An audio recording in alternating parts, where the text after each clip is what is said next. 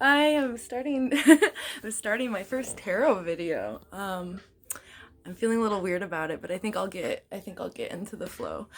But anyways, hi everyone. Welcome to Tuesday, almost the beginning of this week. Thanks for being patient. Yesterday was a little crazy. I don't suggest going to the hospital right now. But everything is okay. So I kind of I set the intention to just kind of like let this keep rolling. So eventually I can kind of get into the flow of things and get over my own egoic perceptions of myself. Yeah, that's what I wanted to say. See, it's starting to happen. But there's a lot of new people on here that I've never met, so I'm gonna be like really vulnerable real quick and show you my messy room. And also special shout out to my mom and my Aunt Julie and CJ and Jay and maybe Peyton James is watching. Hi Peyton, you're so wonderful. Anyway, yeah, say hi. whoever's on there. I'm just gonna keep thinking of it as my lovely people I know in real life and the people I haven't met yet. Equally lovely. I'm trying to turn this thing around. Just keep taking pictures of myself. Okay. Anyways, here's my room, and can't turn it around, so in all its abundant and messy glory. I feel like this is like half a check-in with the people I haven't seen in forever. So, here's my humanizing laundry pile. Yeah, it's very normal to be messy. So look at it. And also there's my stockpile of emergency Target groceries, which I've very conveniently organized beneath all my mess. And then this is the cute little corner we're gonna do the tarot in. This room's a work in process, but like Reed got me to get some of this all set up yesterday. He helped me out. So it's dope. He is also, Reed is also making balloon animals right now. Isn't that pretty cool? Anyway, hi family, hi friends. I'm getting over the weird a little bit more now. And we're gonna get into this tarot reading, which I don't think, oh, I hope half of it, this isn't gonna be sideways now, is it? All right, well, it's not gonna be perfect the first time. All right, all right. So you're not actually gonna be able to see anything. I'm gonna get this setup figured out. But I'm gonna like slow down for a second because I feel like there's actually there's really really important messages trying to come through right now. I'm still not used to being honest about that publicly and out loud, but I feel like, you're all here to hear it, so I'm going to share it once I turn my lo-fi vibes down a little bit. It's kind of loud. I don't know if anyone else can hear it, but I am suddenly feeling incredibly noise sensitive, which might actually be some symbolism that there's a lot going on right now, right? And we're actually probably, yeah, I guess that's just a side message, is to take note of an increase in your sensitivities right now, because there's a lot of things online, and there's always a lot of crap online, but it's like pissing me off that there's all these things about like time to be productive, time to practice discipline, and like, no, this is like a time of like heightened sensitivity to everything that's happening around you, because everything is so uncertain, and there's kind of a nightmare unfolding on our televisions every day. So be gentle with yourselves, and try to check into the times, like, don't just be an asshole with yourself and be like, oh, there I go again having an episode, what's wrong with me? It's like, rewind, somewhere you probably got overwhelmed and didn't notice. So anyway, maybe I'll try to do some timestamps so you can just like jump on into the readings if you don't want to hear my little spiels at the beginning. Okay, so I'm just gonna start with what we were talking about yesterday, which was the Seeker of Wands card. I like these cards. Like I said, they're a really gentle introduction, because there's actually a lot of really heavy themes happening this week. And I think this is really beautiful to like, I pulled it with this other card, which I'll explain in a second. So it's kind of this, what I had to share yesterday is like the idealist, like beautiful world that's happening behind the screen, which this card is literally called the screen. I don't know if that's gonna be backwards or not, but so just a refresher on this. It's like the beginning of a beautiful journey. This is like the Fool card, kind of. It's you're starting a beginning. You're the Seeker of Wands. Wands is fire and passion, and really feeling called towards something that you're gonna follow. But as I said in the last reading, that's actually like kind of coming right after an incredible tragedy. And I've been feeling tornadoes as a metaphor for what's going on outside of us a lot lately. I still have tornado nightmares like all the time. So it is kind of like we were just living our worlds, and now something's gonna just like fly on through and tear things up. And we don't even know, you don't know if it's gonna get your house, your neighbor's house, it's that kind of uncertainty. So I found it really powerful to think of the Dorothy story and her as a character when you actually like think about the adversity she was facing at the time. So I think that's kind of the journey that kind of lays before us this week in the most idealist way possible, because you might not notice it. It depends on what side of the screen you're on, honestly, and I'll get into that some more because I've got this other deck.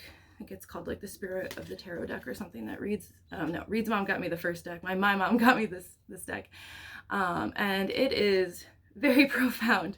Like every card has like 2 pages of just like intense esoteric wisdom. Like it's a lot. So I wanted to pull one of these because I felt like that would really help set the scene for everything else. I hope this doesn't get too long. Oh, it's only like 6 minutes. Okay. Hi everyone. Okay. So the screen, talking to yourself, but then like eventually an audience is like kind of a strange experience. Yeah, you're getting the full Rachel thing right here, all the side notes and everything. Anyway, the screen. So there's really I'm gonna try to get into this lesson because something that a lot of people in spiritual communities are talking about right now.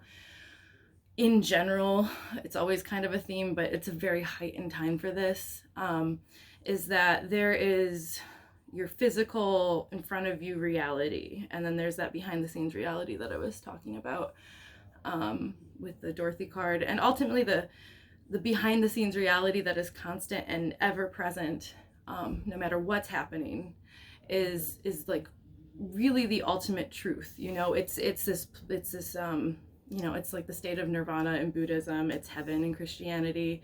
It's this constant state of love and interconnection where everything that ever once was and is and will be is kind of unified into, the centralized like white light of peace and infinite knowing, like that state is constantly, never-endingly in the background of everything. And what a lot of this spread is saying is that we're going to be acknowledging the screen and kind of working with the dichotomy of being in both worlds, because there is a very dark reality happening outside ourselves and creeping into maybe some of our individual lives. And then there is that ever-present source and love energy that if you can maintain a connection with an understanding of how to work with it is, it's going to be like carrying you through the first part of the dichotomy. So that's like really, that is like, I don't even really need the cards to explain how much that is the lesson right now and where that it's coming through everywhere. And I think it lines up with Holy Week really in a beautiful way, and the cards actually really are showing that, because in the Christian faith you don't have to be Christian. Easter is I guess it's next Sunday, right? And really, my mom was like on the phone with me not too long ago, like as we were like having kind of a showdown on how we should be handling all the fears and reasonable responses and stuff to what's going on. And my mom stood in all her bravery, because she's awesome, hey mom, and was saying ultimately you have to think about what you believe, what you know to be your highest truth, and and it doesn't have to be through a form of faith. It can just be like, wow, when I think of how much I love my best friend, like that, there's something in that feeling that is if you look at it enough, it's eternal. You know, you don't have to put a religion around it. So it's about anchoring into these core beliefs and these constants that are there. The only time we don't feel them there is when something's happened to us to kind of mute and numb our connection to it, but we're still always connected to it. So Holy Week is pretty much about that, I think, in a lot of ways, because it's like you're going into actually a really dark story, and there are these moments of despair, and there are these moments of questioning your faith and your hope, and there is like literal death in that story, and sacrifice of the innocent in that story, you know. And we are going to be moving through this. It's going to, for the United States, it is projected that the next, 2 weeks are going to be very devastating for a lot of communities. And it's going to be a really hard time to be a person, I think, a person who's paying attention, at least, even a little bit. So I guess I'll just basically, I mean, that's kind of the overall theme of all of this. Is you're beginning this journey into that constant I was speaking about. You're seeking something, which is ultimately your connection to love and source, which is ultimately yourself. So it's the beginning of that journey in the face of some darkness, but ultimately the darkness is illusion. And though things may happen to us in our physical lives that feel like a betrayal of that, it's the idea that love will carry us through it. So I broke that down actually into 3 cards, and of just how the week's going to unfold, not ideally, but for the sake of this group and our shared intention. So at the beginning, there's going to probably, if you're not already there, we're in our 9 of Swords moment. It's the, nights up, worried about things. You're really contemplating the worst case scenario and feeling into all the potential pain and loss. It's just worry and anxiety. Can't sleep. Right? I mean, how long have we been doing this now? 3 weeks of quarantine. I think this is familiar. So, so we're starting here, and it's reminding me too that what's on the screen, also the thing that's keeping you blocked from these lighter states of being and a higher awareness of universal love, it's really the things we project onto the screen. So there's going to be this reckoning, or if you want to work with the energies, at least a reckoning of your shadow self is going to be kind of coming through, if it hasn't already. As you inevitably are triggered by the events around you, there's going to be an internal response to it as well, because it's going to trigger these old memories, these fears, oh my God, did I tell so-and-so I love them? Will my family be safe? That's all coming out of your core wounds and the issues of the past and the relationships you have with yourself and other people. So you're really gonna be coming face to face with that screen and that reckoning with yourself. And ideally it will come to the best work you can do with this energy is to really practice forgiveness for yourself and others, and really focus on love. And really, it's so great, because I think Holy Week, is just all coming up to this point where you learn that you're redeemable and that human beings are redeemable. So it's really being gentle with yourself and your shadow, and the world's shadow is going to be the beginning. And you can transmute that, you can work through that. It doesn't have to be, stagnant. And if you're following that, then you get to the point of the Chariot.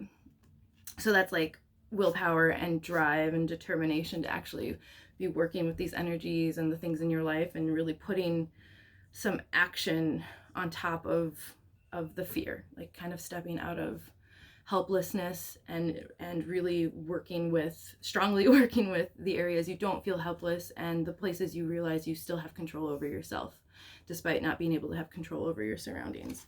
And that will show up in the physical card too, actually. And at the end of the week, it's cool, we got the Hierophant. So for me, this is literal Easter, but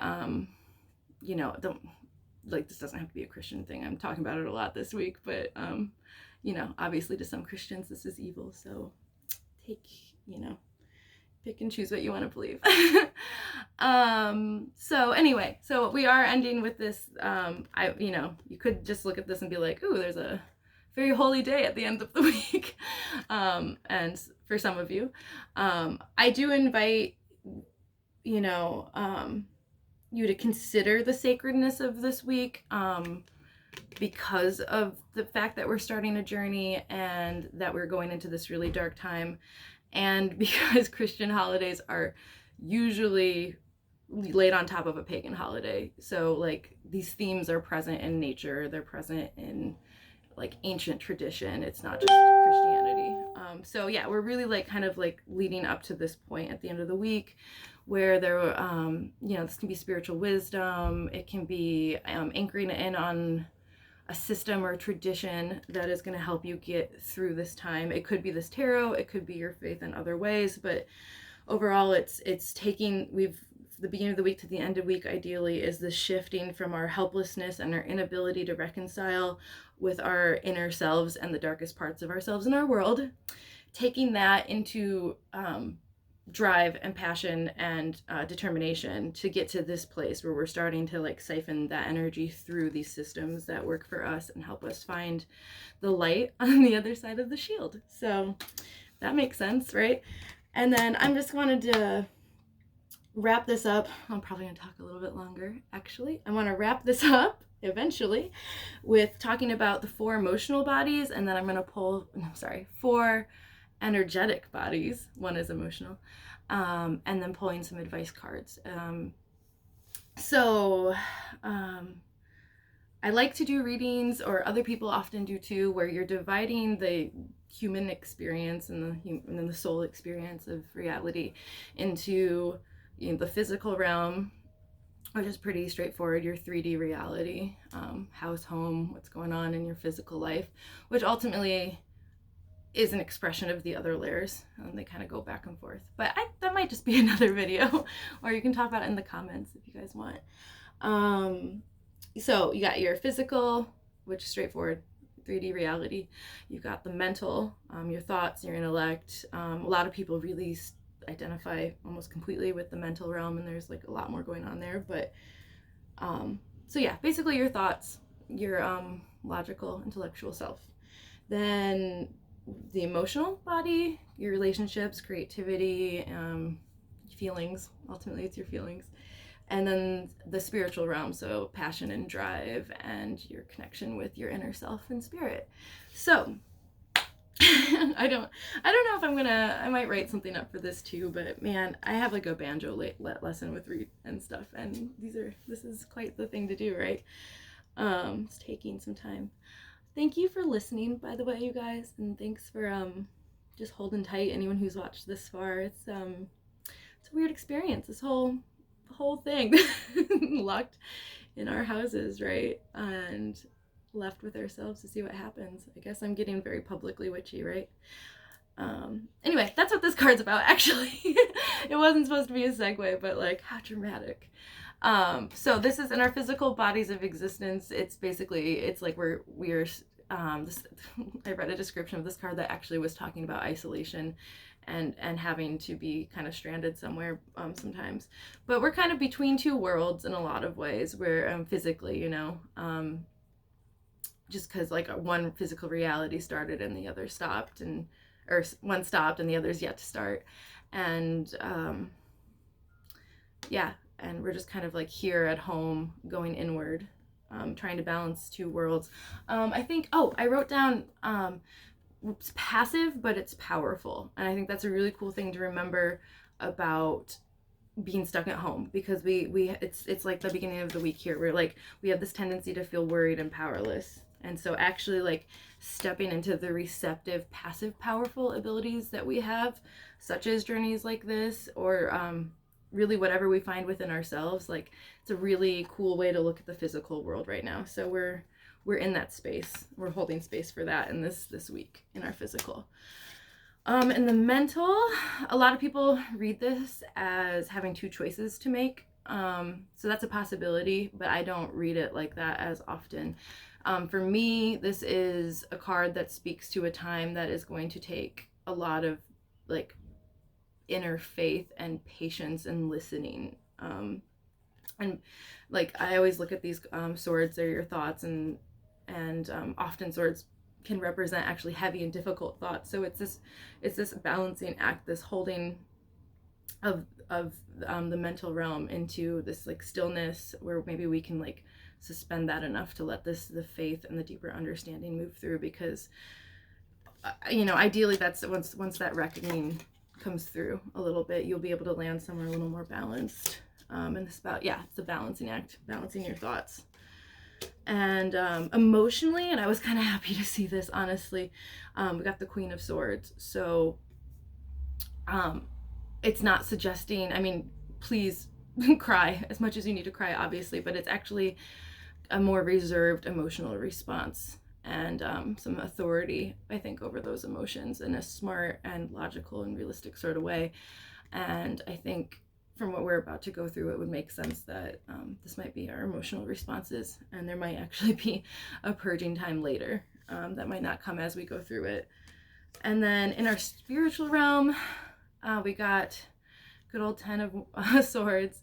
So I just feel like it's this reckoning again, like I said, of this heaviness and darkness within ourselves spiritually, and our the things that are building our shields, that are keeping us from seeing the light, that are ultimately only half truths of a greater truth. And High Priestess also suggests doing a lot of inner work while you're there stuck in your physical little areas. So like doing the work to realize that there's a sunrise, and that this, whatever happens, and most of the time this is something that's already happened. It's more, I see this as the past a lot, is to allow there to be a new beginning. Because like that Dorothy card with the Fool, remember back at the beginning talking about beginnings, and really allowing in our spiritual selves for something new to be reborn, and something to really come to light, that we are willing to let go of these thoughts and this negativity and pain and suffering that we have crucified ourselves with, and allowing that to be reborn. So in our spiritual selves, I think this is just kind of like summarizing really the reckoning and the transition and the process of this week that I've already talked about a lot. So now I'm just gonna pull, maybe there's been a lot of advice in this, but I'm just gonna pull I'll do 3, I guess I will do 3 3 advice cards, and I'll just have a final message to leave you guys off with. So before I do that, I'm just going to summarize that ultimately this reading's about a constant, ever-present love and oneness with Source and the universe that is always there, though we create screens of our own negative projections upon it, and we tell ourselves things that make us feel like we're not worthy of it, so we are disconnected from it artificially. It's about the illusion, basically. That's the great illusion, and that's the message, and everything else about it is just the journey through the message, the reckoning, the drive, the implementation of what you're learning and what is important through a system that works for you, and taking the time while you're stuck within to really recognize those thoughts and balance them out, and consequently doing the same emotionally, I suppose, and allowing yourself to have a new beginning. So how do we work with that? What advice cards are we going to pull here? All right. Oh, that's very beautiful. I will show you in a second. And okay, cool. So ultimately the advice, I'll just say it real quick, is we got 6 of Pentacles, Strength, and I still don't always get them. 6, that's 6. 6 of Swords. Yeah, so just it's really saying to just like focus on the love of giving and receiving. Charity. So connecting, and there's a lot of balance in here too. So connecting with like a balanced state of giving and receiving, looking at what you have to offer, basically helping other people through heavy times is like, I think like Oprah said that or something, is that it's actually much more of a medicine than you ever realize until it's happening. So if you can find a way to help somebody else, that's gonna like really help you through this week. Strength, but like gentle strength, and a lot of that's reconciling, like I said, the inner dialogue, confronting it with love and acceptance. You're not bad for it. No one's like, you're working with complicated negative energies, and if you like struggle with that and have a breakdown or something, like that's okay. We're not meeting our darkness with aggression and control. We're meeting our darkness with like love and acceptance, because it's part of our whole. So that's what this is really saying here, is to have the strength to do that work and to look at everything through a loving perspective, and to allow yourself to go on this, look at your past and look at what you are ready to disconnect from and move away from, and ultimately just allow yourself to go on that journey, and acknowledge that it might be sorrowful at times, and there might be painful things that come up while you're doing that journey, but ultimately you're moving away from a more chaotic place and moving somewhere more peaceful. It's worth it, even if it seems a little painful at times. Allow yourself to have that journey. So I guess that's it. I'm like starting to feel nervous. I took a really long time and I have many things to do today, but I'm just so grateful for you guys being here. Thank you for listening. I think I'll say this again, because I was going to say at the beginning of the video, if this isn't resonating with you, if it's not your thing, I am like not offended if you like jump on out of the group. But if there's something I say that does resonate with you or somebody, you're like, oh man, that reminds me of what I was talking to Jessica about last week, please then add them to this group. I'm gonna figure it out more as I go, probably get it more streamlined, but ideally I don't want people here who don't want to be here, and I want the people who are meant to be here to be here. It's like a collective in that way, so feel free to come and go and tell people about this, or don't. And thanks again for listening. I hope you all have a very wonderful Easter week. And I can't remember the pagan holiday right now because I'm blanking, but I hope you have a wonderful one of those too. And please feel free to message me in the group or ask a question, and I might be able, that question might, I'll do a reading for you that then might be something someone else was going to ask, right? So feel free to do that. I'm here for you guys. All right, much love. Bye.